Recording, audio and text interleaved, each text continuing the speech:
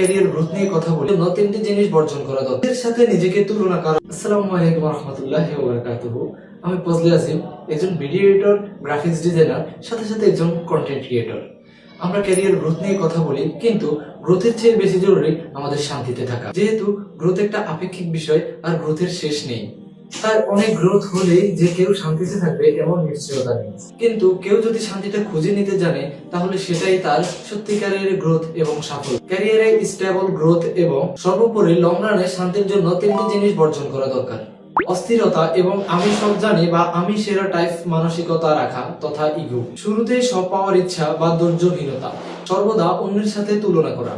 বিপরীত যে জিনিসগুলো চর্চা করা উচিত: স্থির হয়ে বিনয়ের সাথে নিজের কাজটা ভালোমতো করা ও শেখা, পরিকল্পনা করে কাজ করা, কন্টিনিউয়াস লার্নিং এর মধ্যে থাকা, নিজের দক্ষতা বাড়ানো এবং স্ট্রং পয়েন্ট বা স্পেশালাইজেশনের জায়গাটা তৈরি করা, নিজের সাথে নিজেকে তুলনা করা ও আগের দিনের চেয়ে ছাড়িয়ে যাওয়া তথা নিজেকে আপডেট করা। সর্বশেষ পুরো জিনিসগুলোকে দুইটা শব্দে বলা যায়: গ্রোথ মাইন্ডসেট অর্জন করা এবং ফিক্সড মাইন্ডসেট থেকে বেরিয়ে আসা। আসসালামু আলাইকুম ওয়া রাহমাতুল্লাহ।